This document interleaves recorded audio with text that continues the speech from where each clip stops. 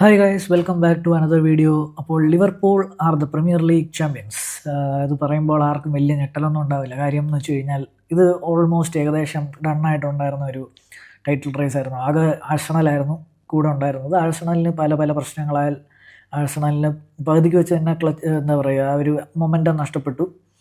പിന്നെ ഇത്തവണ എന്തോ കാരണവശാൽ അല്ല, റോഡ്രിക്കും പരിക്കാണ്, പിന്നെ പെപ്പിൻ്റെ കുറേ പേഴ്സണൽ ഇഷ്യൂസും എല്ലാം സിറ്റിയെ നന്നായിട്ട് ബാധിച്ച് സിറ്റിയും ശോകമായിരുന്നു. മൊത്തത്തിൽ ഒരു എന്താ പറയുക, അത്ര വലിയ ടൈറ്റിൽ റേസ് ആയിട്ടൊന്നും ഇല്ല. പ്രീമിയർ ലീഗ് മൊത്തത്തിൽ അങ്ങനെയാണ്. അതായത് റിലഗേഷൻ ടീംസിനെയും ഓൾറെഡി നമുക്കിപ്പോൾ അറിയാം, പ്രീമിയർ ലീഗ് ചാമ്പ്യൻസ് ആരാണെന്ന് നമുക്കറിയാം. ഇനിയിപ്പോൾ ആകെ ഈ യൂറോപ്പിലോട്ടുള്ള സ്പോർട്സിന് വേണ്ടി മാത്രമേ കളിയുള്ളൂ. ബാക്കിയുള്ള ടീമുകളൊക്കെ വഴിപാട് നടത്തുന്ന പോലെ കളികൾ കളിച്ച് തീർക്കുകയാണ്. അപ്പം ലിവർപൂൾ പ്രീമിയർ ലീഗ് ചാമ്പ്യൻസ് ആയ വിവരം അത്യാവശ്യം എന്താ പറയുക, നല്ല കൺവിൻസിങ് ആയിട്ടുണ്ട്. ഞാനിപ്പോൾ യുണൈറ്റഡ് ഫാൻ ആയതുകൊണ്ട് തന്നെ പറയാണ്, ഒരു അലിഗേഷൻസോ ഒരു ബാൻഡറിങ്ങോ ഒന്നുമില്ല. കൃത്യമായി അർഹിച്ച പ്രീമിയർ ലീഗ് ജയം. അതും Arne Slot, the first Dutch manager to win the Premier League. അയാളുടെ ഫസ്റ്റ് സീസണിൽ തന്നെ പ്രീമിയർ ലീഗ് അടിക്കുന്ന 5ാമത്തെ മാനേജറായിട്ടുണ്ട്. ബാക്കി 3 മാനേജേഴ്സും ചെൽസിയുടെ സ്വന്തമായിരുന്നു. ഒന്ന് കാർലോ ആൻസലോട്ടി, അതുപോലെ തന്നെ Antonio Conte and Jose Mourinho, plus Pellegrini ഉണ്ടായിരുന്നു സിറ്റിക്ക് വേണ്ടി. ഇതിപ്പോൾ 5ാമത് ആർനെ സ്ലോട്ട്.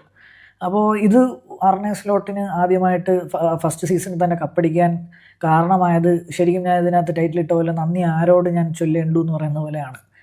ഒരുപാട് ഫാക്ടേഴ്സ് ഉണ്ട്. ഇത് പെട്ടെന്ന് ആർനെ സ്ലോട്ട് ഉണ്ടാക്കിയ മാജിക് ഒന്നുമല്ല. അപ്പോൾ ആർനെ സ്ലോട്ടിന് തന്നെ പുള്ളി കപ്പടിച്ചിട്ട് ആദ്യം മൈക്കെടുത്തിട്ട് ജെർഗൻ ക്ലോപ്പ് ലാ ലാ ലാ എന്ന് പാടി. അതായത് ഒബ്വിയസ്ലി ഇത് ക്ലോപ്പിൻ്റെ വിജയമായിട്ട് ഞാൻ പറയുന്നത്. ഞാൻ മുന്നത്തെ ഒരു വീഡിയോയിലും പറഞ്ഞിട്ടുണ്ട്, ജെർഗൻ ക്ലോപ്പിൻ്റെയും മൈക്കിൾ എഡ്വേർഡ്സിൻ്റെയും ടൂക്സിൻ്റെ ഒക്കെ വിജയമാണിത്. അപ്പം ഇതിൽ മെയിൻലി എന്ന് പറഞ്ഞു കഴിഞ്ഞാൽ ആദ്യം പറയാനുള്ളതെന്ന് വെച്ച് കഴിഞ്ഞാൽ 2019-20 ഇവർ ആദ്യത്തെ പ്രീമിയർ ലീഗ് എറയിലെ പ്രീമിയർ ലീഗ് അടിക്കുമ്പോൾ കാണികളാരും ഇല്ലായിരുന്നു. അതിൻ്റെ പേരിൽ നമ്മൾ കുറേ കളിയാക്കിയിട്ടുണ്ടായിരുന്നു. കാണികളാരും ഇല്ലാതിരുന്ന ഒരു സ്ഥലത്തുനിന്ന് ഇതായിപ്പോൾ. അപ്പോൾ ടോട്ടൻഹാമിൻ്റെ കൂടെ ഞങ്ങൾ പ്രീ മാച്ച് ഡിസ്കഷൻസിൽ ഞങ്ങൾ പോഡ്കാസ്റ്റിൽ പറഞ്ഞിട്ടുണ്ടായിരുന്നു, നല്ലൊരു കൺവിൻസിങ് ആയിട്ടുള്ള വിജയമായിരിക്കും ടോട്ടൻഹാമിൻ്റെ കൂടെ ആൻഫീൽഡിൽ. ബിക്കോസ് ആദ്യമായിട്ടാണ് അവർ ഡ്രോ മതിയായിരുന്ന കളിയിൽ, ബട്ട് സ്റ്റിൽ ഒരു കൺവിൻസിങ് ആയിട്ട് 5-1 ആദ്യമായിട്ടാണ് അവർ അവരുടെ ഫാൻസിൻ്റെ മുന്നിൽ കപ്പ് ഉയർത്തുന്നത്. അതെന്ന് പറഞ്ഞു കഴിഞ്ഞാൽ പറഞ്ഞറിയിക്കാൻ പറ്റാത്ത സന്തോഷമായിരിക്കും ലിവർപൂൾ ഫാൻസിന്. അവരാദ്യമായിട്ടാണ് കാണുന്നത്. മറ്റേത് കൊറോണ കാരണമുള്ള ക്ലോസ് ഡോർസ് ആയതുകൊണ്ട് ആർക്കും അത് വിറ്റ്നസ് ചെയ്യാൻ പറ്റിയില്ല. ബട്ട് ദിസ് ടൈം അവരത് നേടി. അതും ഇൻ സ്റ്റൈൽ എന്നൊക്കെ പറയില്ലേ, ആ രീതിയിൽ 5-1 സ്പർസിനെ നിലംപരിശാക്കിയാണ് ഒരു ചാമ്പ്യൻ വിക്ടറി നേടി അവർ ചാമ്പ്യൻസ് ആവുന്നത്. അപ്പം ഞാൻ നേരത്തെ പറഞ്ഞൊരു പോയിന്റിലോട്ട് വരികയാണ്. അതായത് ഇറ്റ് വാസ് കമ്മിങ്. ഇത് ഒരുപാട് കാലത്തെ ഇൻവെസ്റ്റ്മെൻറ്റിൻ്റെ ഭാഗമാണ്. ജെർഗൻ ക്ലോപ്പിൻ്റെ വിജയമാണ്, ഞാൻ പറഞ്ഞ പോലെ മൈക്കിൾ എഡ്വേർഡ്സിൻ്റെ വിജയമാണ്. അപ്പം ഇതിൽ മെയിനായിട്ട് പറഞ്ഞു കഴിഞ്ഞാൽ എനിക്ക് പലപ്പോഴായിട്ട് ഈ ലിവർപൂൾ ഫാൻസിനോട് ഒരു സഹതാപം ഉണ്ടായിരുന്ന കാര്യം എന്ന് വെച്ച് കഴിഞ്ഞാൽ, ഭയങ്കരമായിട്ട് പെർഫോം ചെയ്തുകൊണ്ടിരിക്കുന്ന ഒരു ലിവർപൂൾ ടീമായിരുന്നു ഇത്. പക്ഷേ അപ്പുറത്ത് പെപ് ഗാർഡിയോളയും സിറ്റിയും ഉള്ളതുകൊണ്ട് മാത്രം 2-3 പ്രീമിയർ ലീഗ് ടൈറ്റിലുകൾ മിസ്സായി പോയ ടീമാണ്. ഇപ്പോൾ തന്നെ നിങ്ങൾ നോക്കൂ, 2019-20 അവർ കപ്പടിച്ച സീസണിൽ അവർ 99 പോയിൻ്റ് അടിച്ചു. അതേസമയം സിറ്റി 81 പോയിൻറ്റ്സ് ആയിരുന്നു. ബട്ട് പിന്നെയുള്ള അവർ 2 പ്രാവശ്യം 90+ അടിച്ചായിരുന്നു. 2021-22 സീസണിൽ അവർ 92 പോയിൻറ്റ്സ് അടിച്ചായിരുന്നു. പക്ഷേ സിറ്റി 93 പോയിൻറ്റ്സ് അടിച്ച് ടൈറ്റിലെടുത്തു. 2018-19 അവർ 97 പോയിൻ്റ് അടിച്ചു. പക്ഷേ സിറ്റി 98 അടിച്ചു. 2 90+ സ്കോറും അവർക്ക് ജയിക്കാൻ പറ്റിയില്ല. അതൊക്കെ ഇപ്പോൾ ആലോചിക്കുമ്പോഴത്തേക്കും സിറ്റി എന്തായിരുന്നെന്ന് തന്നെ നമ്മൾ ആലോചിച്ച് പോകും. അപ്പം ഞാൻ ഒരു ലിവർപൂൾ ഫാനിൻ്റെ പെർസ്പെക്റ്റീവ് നോക്കുകയാണെങ്കിൽ ഭയങ്കര സഹതാപം എനിക്ക് തോന്നും.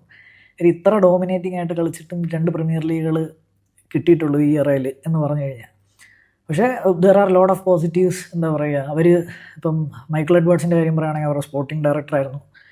ഈ സോ കോൾഡ് നമ്മുടെ കുട്ടീനുവിനെ 143 മില്യന് വിറ്റിട്ട് ആ പൈസയ്ക്ക് 75 മില്യന് വാൻഡേക്കിനെയും 66 മില്യന് അലിസൺ ബെക്കറെ റോമയെന്നും കൂടെ മേടിച്ചപ്പോഴത്തേക്കും ആലോചിച്ച് നോക്കുക. അതായത് സ്പോർട്ടിംഗ് ബ്രില്യൻസ് എന്ന് പറയുന്നത് കാലങ്ങൾ കഴിഞ്ഞാണ് നമുക്ക് അറിയുന്നത്. അന്ന് മുതൽ ഇപ്പോഴും, അതായത് 2018 തോന്നുന്നു, 2018 ഇൻവെസ്റ്റ് ചെയ്ത പ്ലെയേഴ്സ് ഇപ്പോഴും വേൾഡ് ക്ലാസ് ആയിട്ട് എന്താ പറയുക, ഒരു സെപ്പറേഷൻ ബിറ്റ്വീൻ അതർ ടീംസ് എന്നൊക്കെ പറയില്ലേ, അങ്ങനത്തെ പ്ലെയേഴ്സാണ് അലിസണും വാൻഡേക്കും. ഒന്നും പറയാനില്ല. അടിപൊളി റിക്രൂട്ട്മെൻറ്റ്സ്. അതാ പറഞ്ഞത്, ലിവർപൂളിൻ്റെ മൊത്തത്തിലുള്ള ഇപ്പം ക്ലോപ്പിൻ്റെ കാര്യം എടുത്ത് നോക്കിക്കഴിഞ്ഞാൽ ക്ലോപ്പിൻ്റെ ഏകദേശം 2022 ഒക്കെ കഴിഞ്ഞപ്പോഴത്തേക്കും 23 കഴിഞ്ഞപ്പോഴത്തേക്കും മിഡ്ഫീൽഡിൽ ഒരുപാട് പേര് പോയി. തിരിച്ച് മിഡ്ഫീൽഡിനെ റീഇൻവെസ്റ്റ് ചെയ്യണമായിരുന്നു. അവർ നേരെ പോയിട്ട് മക്കാലിസ്റ്ററിനെ മേടിക്കുന്നു, ഗ്രാവൻബർച്ചിനെ മേടിക്കുന്നു, ഷൊബോസ്ലൈനെ മേടിക്കുന്നു, ഒരു സീസൺ ഇട്ട് കളിപ്പിക്കുന്നു. കഴിഞ്ഞ സീസണിൽ ഗ്രാവൻബർച്ച് കുറച്ച് മോശമായിരുന്നു. പക്ഷേ ഈ സീസണിൽ വന്നപ്പോൾ Gravenberch is one of their best player. Gravenberch വലിയൊരു റീസണാണ് ആ ടീമിൽ. മാത്രമല്ല സ്ലോട്ടിൻ്റെ കുറേ ടാക്ടിക്സും ജയിച്ചെന്ന് തന്നെ പറയാം. മാൻ ടു മാൻ ട്രെയിനിങ് ആയിരുന്നു. ക്ലോപ്പ് പക്ഷേ കുറച്ചുകൂടി ടീം ട്രെയിനിങ് വൈസൊക്കെ ആയിരുന്നു എന്നൊക്കെയാണ് റിപ്പോർട്ട്സ്. പിന്നെ ഈ ഗ്രാവൻബർച്ചിൻ്റെ കാര്യം പറഞ്ഞു കഴിഞ്ഞാൽ ഗ്രാവൻബർച്ച്, മക്കാലിസ്റ്റർ, ഷൊബോസ്ലോയ് എന്ന് പറയുന്ന മിഡ്ഫീൽഡ് സെറ്റായിരുന്നു. മാത്രമല്ല ഇവർ ഭയങ്കര ലക്കിയും കൂടെയാണ്. വലിയ ഇഞ്ചുറി അലർട്ടുകളൊന്നും ഇല്ലായിരുന്നു. ആകെ അലിസൺ ഇഞ്ചുർഡ് ആയിരുന്ന സമയത്ത് കെല്ലർ വന്ന് അത് ഭംഗിയായിട്ട് റോള് കൈകാര്യം ചെയ്യുന്നു. ഫോർവേഡ് ലൈനിൽ വന്നിട്ടുള്ള മെയിൻ ഇഞ്ചുറി എന്ന് പറഞ്ഞാൽ ഗ്യാക്പോ ആയിരുന്നു. പക്ഷേ അവിടെയാണ് മുഹമ്മദ് സലയെ പറ്റി എന്താ പറയുക, what a player, world class. കുറേ വേൾഡ് ക്ലാസ് പ്ലെയേഴ്സ് ഉണ്ട്. Alisson Becker, Trent Alexander Arnold, Van Dijk, അതുപോലെ തന്നെ Gravenberch was world class this time. പിന്നെ മുഹമ്മദ് സല.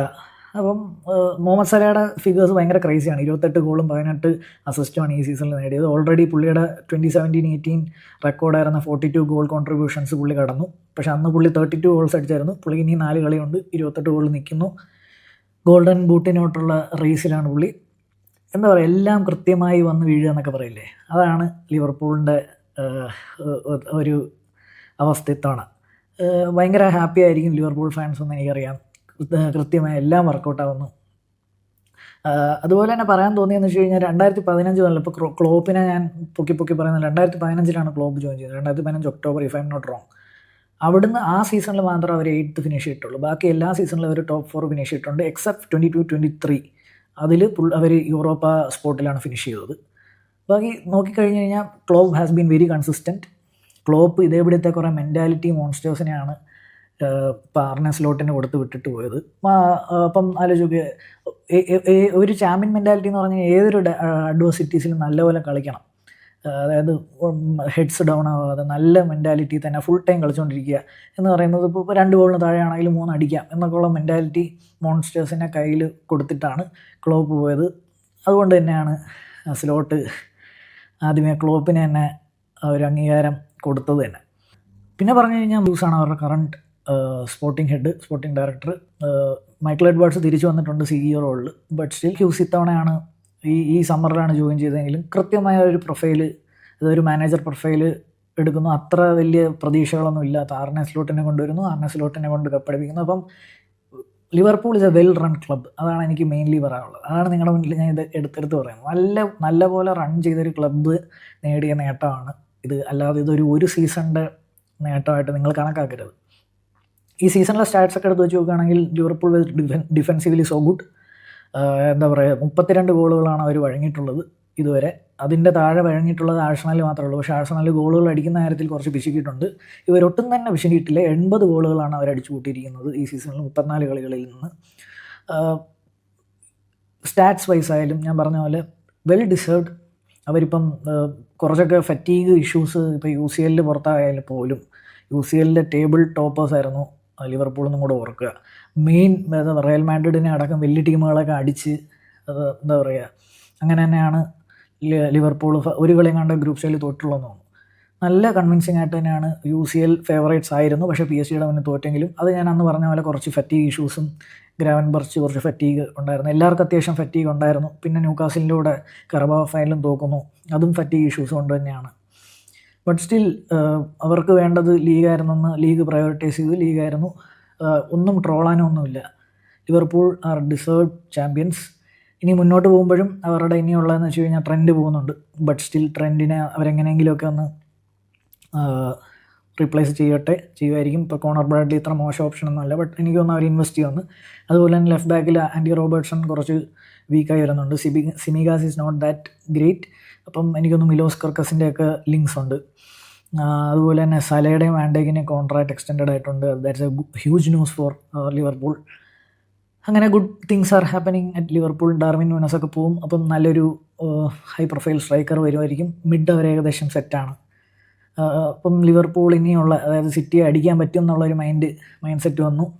അടുത്ത സീസണിൽ അവർ സ്ട്രോങ് ആയിരിക്കും എന്ന് തന്നെ ഞാൻ വിശ്വസിക്കുന്നു. അടുത്ത സീസണിൽ സിറ്റി തിരിച്ചു വരുമായിരിക്കും. ആഴ്സണൽ ബീങ് ആഴ്സണൽ അല്ലെങ്കിൽ ആഴ്സണൽ നല്ലൊരു ടൈറ്റിൽ റേസ് ഉണ്ടാക്കും എന്ന് പ്രതീക്ഷിക്കുന്നു. അപ്പോൾ നിങ്ങൾ ലിവർപൂൾ ഫാൻ ആണെങ്കിലോ അല്ലെങ്കിൽ നിങ്ങളുടെ ലിവർപൂൾ ഫാൻസിനൊക്കെ വീഡിയോ ഷെയർ ചെയ്ത് കൊടുക്കുക. നിങ്ങളുടെ തോട്ട്സും താഴെ കമൻ്റായിട്ട് ഇടുക. നമുക്ക് മറ്റൊരു വീഡിയോ ആയിട്ട് വീണ്ടും കാണാം. അതുവരെ ബൈ.